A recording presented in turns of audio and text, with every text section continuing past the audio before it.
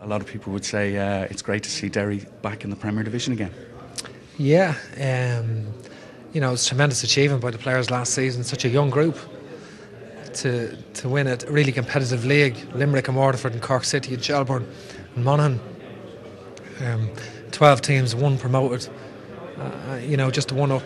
So the margin for error was very small, really, and for us to win it, and in the style that the players won it, they deserve great credit for that.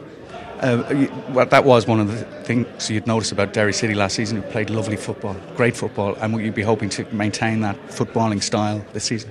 Yes, every day we come in, we tell the players to express themselves in the way that they can. We want them to enjoy their football. It's great for them to come in and express themselves in that way. That's what we want. We want them to be the best they can be. We don't want them to worry about the fear of making mistakes and so forth. We want them to go and really do well. And this year in the Premier, people expectations maybe are not so high. People don't feel that. They know that Shamrock Rovers are very strong and Sligo are very strong, and some of the other clubs are probably ahead of us in their development. But nevertheless, I would feel that we're well capable of doing well if we can keep our best players fit and continue to play in the manner that the players have played. And of course, one of the aspects of Derry City is that some of your best players, some of your youngest players, you got James McLean and Pat McElhenney to name two. Yeah, Patrick McElhenney, Shane, the brothers. Shane's terrific prospect. Also James McLean, Rory Harkin, David McDade, Michael McCrudden, Thomas McBride, Sean McCarran, lot of Daniel Lafferty. We've 11 under 20 or whatever. So basically, a very, very a new group, something different, and they I think they can do well. The first game of the league is going to be a bit of a derby there against Sligo Rovers. What a way to start the season. We're delighted the first two home games of Sligo Rovers and Shamrock Rovers come to the Brandywell because it generates interest. That's what it's about. It's about playing in front of good crowds. No, it's not about playing matches in empty stadiums. It's about full houses and passion and people connected with players and exciting crowds and good matches. Two teams getting at it, really going for it. Sligo are a really good team, great, some really good players, and they'll be really trying to come here and do well, come to Derry and do well and start the season well, and we want to start well in front of our own fans, so it has the makings of a good game. I think we've improved the squad. We had a good squad last season. The lads did exceptionally well on all fronts last season, but we just felt it was right to maybe a higher turnover in personnel maybe than what people expected, and we targeted young players in the league that had been successful at their clubs, and thankfully we managed to get them, and we're pleased with the squad that we have in place. Last season you had a fairly slow start in terms of where you ended up, and partly that was put down, certainly in the media, to the absence of Gary Twig through injury. This year, certainly, whether that's true or not, you'll have no problems in the striking department, you wouldn't think? Well, we have 4 or 5 strikers at the club, so we have a lot of options there. Last season at the start we had I think we had a few teething problems which are injury and suspension related, in all honesty, but I think this season the focus is we never look past the first game, and that's our focus is Dundalk on Friday evening, and we'll not dwell on what happened last season. It's a new squad and it's a new challenge and one that we look forward to. In terms of the squad again, are Dan Murray and Pat Sullivan back to full fitness yet? Yeah, Pat's and Dan have been involved right from the start in pre-season. Pat was always going to be fit. He just missed out, and to be honest, on being fit for the cup final last season. Delighted to have him back. He's a huge player for us and was a big loss for us last season. And Dan, obviously, we lost in the running, which was a big blow to us. But again, he's back, and both players have looked exceptionally good in pre-season.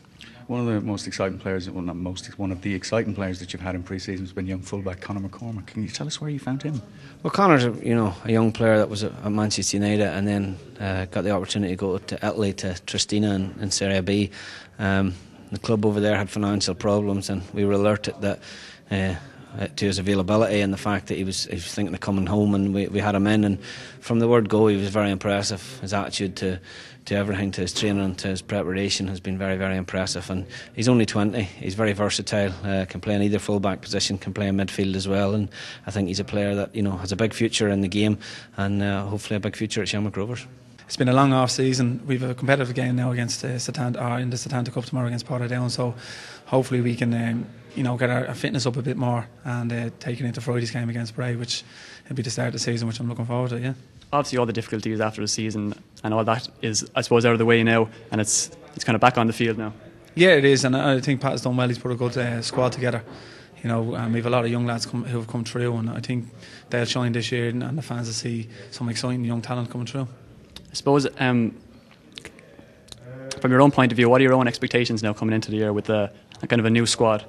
It's my own goals never change, just to win the league this year, and to challenge for it and hopefully win it. And I think that'll be throughout the squad, because I know Pat is like that himself and the people around him. I mean, there's no point in us going into a season thinking, we'll finish mid-table or we'll finish bottom of the table. There's no real goals there. So the goal for us have to be to challenge in all competitions, and you never know. I mean, we could surprise people along the way and maybe build on a squad that we have, and who's to say that we can't win it? Is it just kind of a case now of maybe being as competitive as you can, or rather than going for a title, or is that maybe still a hope? No, you have to have hope, and every game's going to be different. There's some games that we'll probably sit back a bit more, and teams will come at us a bit more and catch them on the break. But that's what teams have been doing to us for the last couple of years. When we played them, they put five in the middle, and try to hold out for the draw, and we'd have to break them down. So other clubs might do that to us, or we could do that to them this year, and we might catch them on the hop and get a breakaway goal. Obviously, a lot of players have left, but you've also brought in a few good players, though. Yeah, the players that we brought in, they've all got experience. They've all won league medals. There's a few players that were at Bows before and came back now. And the other side of that, we've a lot of young lads who've come through from the reserve teams. And we've also got players who have captained our previous clubs that they were at. So I think we've a good blend of experience and youth on the squad this year.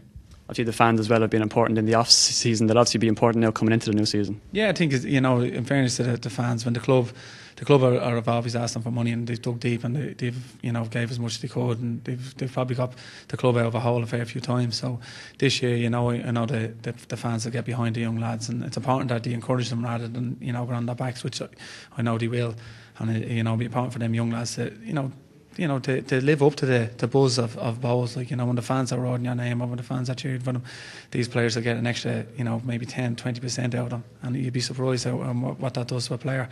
So I can see exciting things in Dalymount in the next couple of years.